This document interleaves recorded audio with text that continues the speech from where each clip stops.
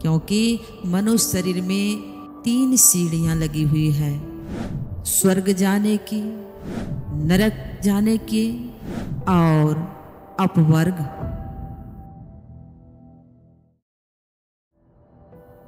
सद्गुणों के प्यारे भक्तजनों, ये दुर्लभ तन मिला है। क्यों मिला है? अगर इसको हम जाने बिना यूं ही संसार से चले गए तो यह मानव तन पाना व्यर्थ हो जाएगा। विवेक चूड़ामणि में आया है कि जंतु नाम नर जन्म दुर्लभ मता, मनुष्यों को नर जन्म मिलना दुर्लभ है। और मनुष्य शरीर पाकर हमें क्या करना चाहिए?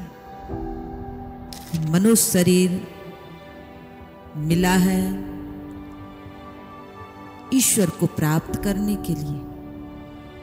यदि ईश्वर को जाने बिना, अपने आप का पहचान किए बिना यह शरीर छूट गया तो फिर बार बार रोना पड़ेगा और पछताना पड़ेगा। क्योंकि मनुष्य शरीर में 3 सीढ़ियां लगी हुई है, स्वर्ग जाने की, नरक जाने की और अपवर्ग। स्वर्ग जाने के लिए आपको अच्छे अच्छे कर्म करना पड़ेंगे और नरक जाने के लिए जैसा मन होता है वैसा कीजिए। चाहे आप जैसा खाना, जैसा पीना, जैसा रहना चाहते हैं वैसा रहिए। शास्त्र से विरुद्ध जीवन जीते चलिए तो नरक की यात्रा आपके लिए बनी है। अगर मोक्ष चाहते हैं, उद्धार चाहते हैं, कल्याण चाहते हैं तो इसके लिए आपको साधना करना होगा। तो साधना कैसे करेंगे? तो सद्गुरु से सदयुक्ति जानकर साधना करेंगे तो अवश्य आप मोक्ष को प्राप्त करेंगे। सद्गुरु भी कैसा हो? क्योंकि शास्त्रों में आया है कि तीनों लोकों में गुरु से बढ़कर कोई नहीं है। तो गुरु कैसा? शुद्ध आचरण रखे, सदाचार का पालन करे। यदि ऐसे तैसे को गुरु धारण किए हैं तो फिर तो दुर्गति ही होगी। योग सूक्ष्मोपनिषद के 5वां अध्याय में आया है कि गुरुर ब्रह्मा गुरुर विष्णु गुरुर्देव सदाशिव न गुरुरधिक कश्चिन्द्रशु लोकेषु विद्यते दिव्य ज्ञानोपदेष्टारं देशिकं परमेश्वरं पूज्यत परिया भक्त्या तस्य ज्ञान फलं भवेत् यथा गुरुर तथैवेशो यथैवेशस्तथा गुरु पूजनीयो महाभक्त्या न भेदो विद्यते। गुरुदेव ही ब्रह्मा है, गुरुदेव ही विष्णु है, गुरुदेव ही सदाशिव है। तीनों लोकों में गुरु से बढ़कर कोई नहीं है। दिव्य ज्ञान के उपदेश देने वाले प्रत्यक्ष परमेश्वर की भक्ति के साथ उपासना करे तब वह शिष्य ज्ञान का फल प्राप्त करेगा। जैसे गुरु है वैसे ईश है, जैसे ईश है वैसे गुरु है, इस भावना से पूजन करे तब वह शिष्य ज्ञान का फल प्राप्त करेगा। हमारे गुरुदेव कैसे थे? अंतर्यामी थे। इतना ही नहीं, स्वयं नारायण प्रभु ही सदगुरु बन के आते हैं। रामचरितमानस में आया है कि बंदो गुरुपद कंज कृपा सिंधु नर रूप हरि महामोहतम पुंज जासु वचन रवि करणी कर।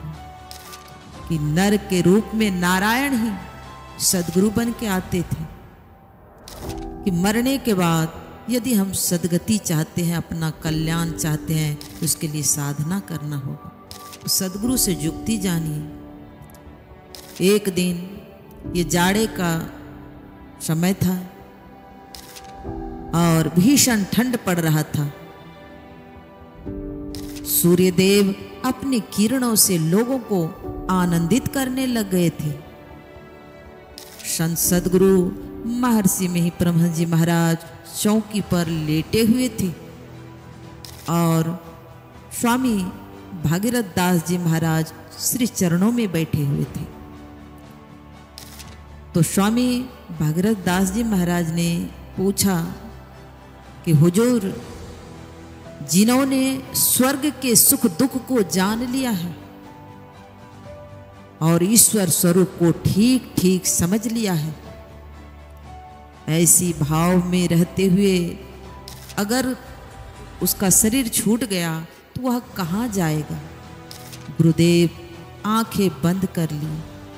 कुछ देर के बाद आंखें खोलने पर तो गुरुदेव कहने की कृपा की। गुरुदेव कहने लगे कि देखिए, जो ईश्वर स्वरूप को ठीक ठीक समझ लिया है और स्वर्ग के सुख दुख को जान लिया है, ऐसे भाव में रहकर शरीर छोड़ेगा तो वह शून्य में रहेगा और आसक्ति छूट जाएगी जब, तब फिर मनुष्य शरीर को प्राप्त करेगा। मनुष्य शरीर धारण करके पाप पुण्य दोनों को पार कर जाएगा। इसी क्रम से चलते चलते एक न एक दिन वह अपने गंतव्य स्थान पर अवश्य पहुंच जाएगा। मुक्ति मिलेगी, सदा के लिए शरीर संसार से वह छूट जाएगा, परमात्मा में एक में हो जाएगा। इसीलिए सच्चे सद्गुरु कैसे होते हैं कि जीते जी जब आप संसार में रहोगे, ऐसे गुरु के शरणागति में जाओगे तब भी संभाल करते हैं, और जब शरीर छूटेगा तो कहाँ जाएगा उसके लिए भी उन्हें चिंता रहती है। ऐसे पूर्ण गुरु होते हैं। ऐसे पूर्ण गुरु के चरणों में अपने आप को समर्पण कर देना चाहिए। इसी में कल्याण और भलाई है। बोलिए सद्गुरु महाराज की जय।